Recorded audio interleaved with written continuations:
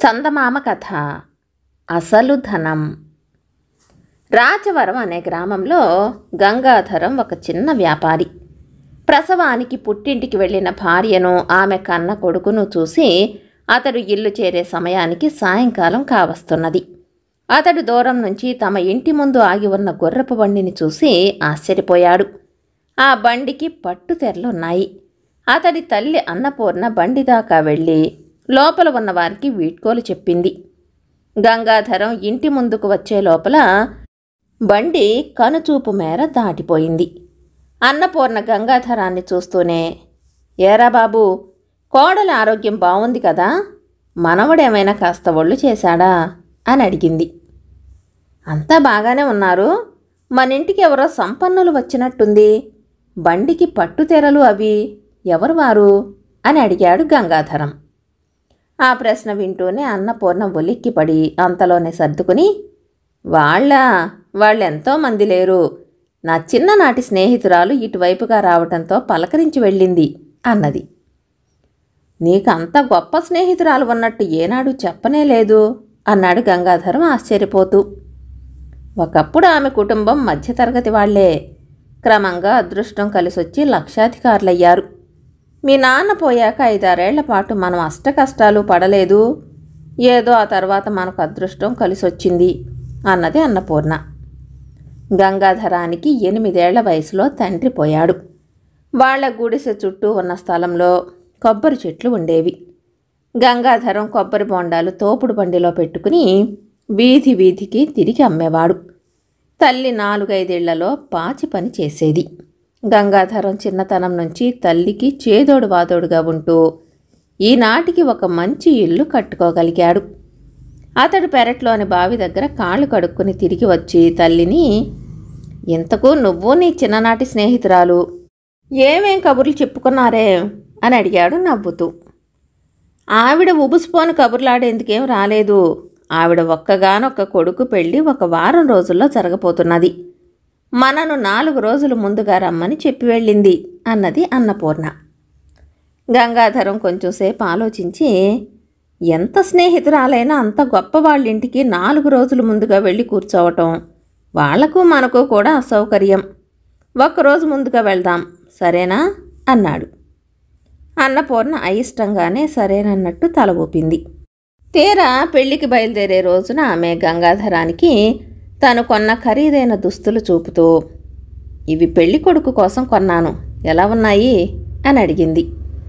గంగాధరం అయిష్టంగా ముఖం పెట్టి, బాగానే ఉన్నాయి, కానీ సంవత్సరంగా అనారోగ్యంతో ఉన్న నిన్ను పట్నం తీసుకుపోయి మంచి వైద్యుడికి చూపాలని కూడబెట్టిన డబ్బులో ఏ 400-500 ఖర్చు చేసేశావు, అదే నాకు చాలా బాధగా ఉంది అన్నాడు. అన్నపూర్ణ ఏదో జవాబివ్వబోయి గట్టిగా 2 గుటకలు మింగి మౌనంగా ఉండిపోయింది. వాళ్ళు పెళ్లివారిల్లు చేరేసరికి సాయంత్రం కావస్తున్నది. తెల్లవారితే పెళ్ళి. అక్కడ ఖరీదైన దుస్తుల్లో ఉన్న మనుషులు అతి సాధారణంగా ఉన్న ఆ తల్లి కొడుకులను పట్టించుకోలేదు. వాళ్ళు 2-3 గదులు తిరిగాక అన్నపూర్ణ స్నేహితురాలు ఇందుమతి కనిపించి, ఆహా వచ్చావా అంటూ ఎంతో ఆప్యాయంగా అన్నపూర్ణ చెయ్యి పట్టుకున్నది నవ్వుతూ. ఇంతకు పెళ్లి కొడుకు ఎక్కడా అని అడిగింది అన్నపూర్ణ. నువ్వు నీ ఆత్రం, రా చూపిస్తాను అంటూ ఇందుమతి తల్లి కొడుకుల్ని వెనక వైపు భవంతిలోకి తీసుకువెళ్ళింది. అక్కడ ఒక పెద్ద గదిలో పెళ్లి కొడుకు సౌరి, అతని మిత్రులు ఏవో కబుర్లాడుతూ బిగ్గరగా నవ్వుకుంటున్నారు. తల్లి ఇందుమతిని చూస్తూనే సౌరి ముఖం చిట్లించి, అమ్మా, నీకెన్నిసార్లు చెప్పాను, నేను నా స్నేహితులతో ఉన్నప్పుడు ఏదో అనవసరమైన పని గట్టుకు రావద్దని అన్నాడు. ఆ కటువైన మాటలకు ఇందుమతి చిన్నబుచ్చుకుని, ఏదో నా స్నేహితురాలు నిన్ను చూస్తానంటే వెంట పెట్టుకు వచ్చాను అన్నది. అడ్డమైన వాళ్ళందరూ నీకు స్నేహితురాళ్లే అన్నాడు సౌరి అన్నపూర్ణ గంగాధరం కేసి ఏసడింపుగా చూస్తూ. అన్నపూర్ణ ఆ మాటలు పట్టించుకోకుండా సౌరిని సమీపించి, పెళ్లి చేసుకుని 100 ఏళ్లు సుఖంగా ఉండు బాబు అంటూ తను తెచ్చిన కొత్త దుస్తులు అతనికిచ్చింది. సౌరి వాటిని అటూ ఇటూ తిప్పి చూసి, సమయానికి మంచి బహుమతే తెచ్చావు, మా పాలేరు నా పెళ్లికి కొత్త బట్టలు కుట్టించలేదని అడిగాడు అంటూ పాలేరుని పిలిచి వాటిని అతని చేతిలో పెట్టాడు. అన్నపూర్ణ ఇందుమతి ముఖముఖాలు చూసుకుని తల వంచుకుని గది నుంచి బయటికి వచ్చేశారు. గంగాధరం కోపంతో ఉడికిపోయాడు. పెళ్ళి 2 వీధుల అవతల ఉన్న రాజభవనం లాంటి ఆడపెళ్లి వారింట్లో ఘనంగా జరిగింది. పెళ్లి కూతురు పరమానాకారి.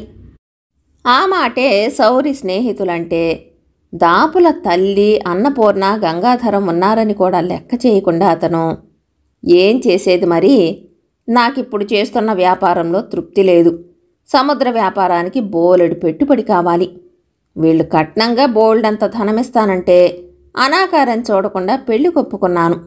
అంతా నిశ్చయమయ్యాక మరొకళ్ళు ఆ పెళ్లి కూతురు ఈవిడ కన్నా మరింత అనాకారి ఇంకా ఎక్కువ మొత్తం ఇస్తా అన్నారు.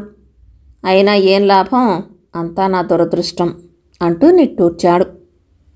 ఇది విని గంగాధరం నిర్ఘాంతపోయాడు. అన్నపూర్ణ కళ్ళ నీళ్లు పెట్టుకుంది. తర్వాత ఇద్దరూ బాడుగ బండిలో ఇంటికి తిరుగు ప్రయాణం అయ్యారు. తల్లి ఎక్కడ లేని విచారంతో మధ్య మధ్య పైట చెంగుతో కళ్ళు తుడుచుకోవటం గమనిస్తున్న గంగాధరం ఇక ఉండపట్టలేక, అమ్మా, సౌరి అవమానకరంగా ప్రవర్తించిన తీరు ఇంకా నిన్ను బాధిస్తూనే ఉందా? ఏం చేస్తాం, వాడు పొగరబోతు, ఇక ఊరుకో అన్నాడు. ఆ సౌరి ఎవరనుకుంటున్నావు అన్నది అన్నపూర్ణ వచ్చే దుఃఖాన్ని ఆపుకుంటూ. ఆ ప్రశ్నకు గంగాధరం ఆశ్చర్యపోయి, నువ్వే చెప్పావు కదా నీ స్నేహితురాలు ఇందుమతి కొడుకని అన్నాడు.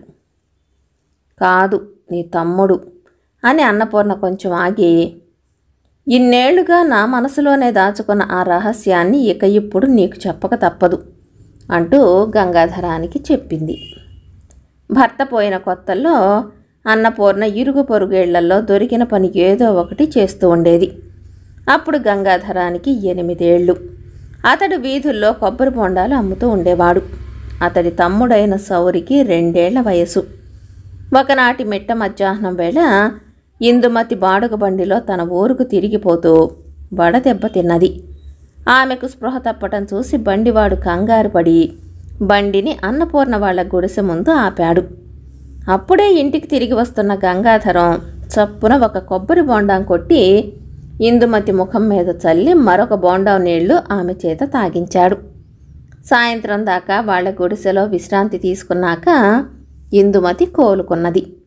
ఆమె కళ్లకు 8 ఏళ్ల గంగాధరం దేవుడిలా కనిపించాడు. వెళ్లే ముందు ఇందుమతి అన్నపూర్ణను పక్కకు పిలిచి, నీ కొడుకు ఈరోజు నా ప్రాణం కాపాడాడు, మాకు పిల్లలు లేరు, ఎవరినైనా దత్తు తీసుకోవాలని అనుకుంటున్నాం, నీకు అభ్యంతరం లేకపోతే గంగాధరాన్ని నేనే పెంచుకుంటాను, బాగా ఆలోచించుకుని ఏ సంగతి 4 రోజుల్లో వచ్చి నాకు చెప్పు అని తన పేరు ఊరు ఉన్న ఒక చిన్న చిరునామా కాగితాన్ని ఆమె చేతిలో పెట్టింది. గంగాధరం ఎదిగాడు. తనకు చేదోడుగా ఉంటున్నాడు. వాడిని దత్తతకిస్తే తన కష్టం మరింత పెరుగుతుంది. చిన్నవాడు సౌరి పోషణ తనకు కష్టంగా ఉంది. ఇష్టం లేకపోయినా వాడినిచ్చేస్తే వాడి భవిష్యత్తు బాగుంటుంది. అన్నపూర్ణ ఇలా ఆలోచించి తాను పుష్కర స్నానాలకు వెళ్తున్నానని చెప్పి సౌరిని ఇందుమతి చేతిలో పెట్టింది. ఇది బాగానే ఉంది, వీడికి బాల్యం గుర్తుండదు, మా పిల్లవాడిననే అనుకుంటాడు. అయితే ఒకటి, మళ్ళీ జన్మలో నువ్వు గడప తొక్కకూడదు, తెలిసిందా అంటూ ఇందుమతి 10,000 రూపాయలు అన్నపూర్ణకు ఇవ్వబోయింది. అన్నపూర్ణ ఆ డబ్బును తీసుకోకుండా, నేను నా కొడుకును అమ్ముకోవటం లేదు, వాడి భవిష్యత్తు కోసం మనసు రాయి చేసుకుని త్యాగం చేస్తున్నాను, కనీసం వాడి పెళ్లి రోజునైనా నన్ను పిలిస్తే తల్లిగా 4 అక్షంతలు చల్లి వెళ్తాను అని చెప్పి ఇంటికి వచ్చేసింది.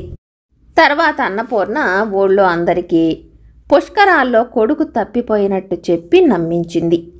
ఇదంతా చెప్పి ఆమె, నిజానికి ఆ సౌరి వైభోగమంతా నీది కావలసింది, ఆ ఇందుమతి ముందు నిన్నే దత్తు చేసుకుంటానన్నది అంటూ విచారపడింది.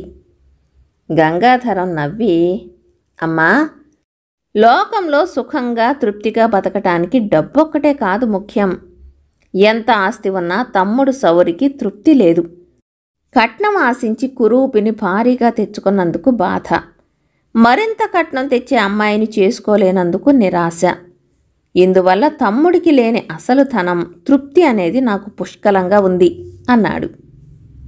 ఆ జవాబుతో తల మీది నుంచి కొండంత బరువు దింపుకున్నట్టుగా ఆనందపడింది అన్నపూర్ణ. కథ సమాప్తం.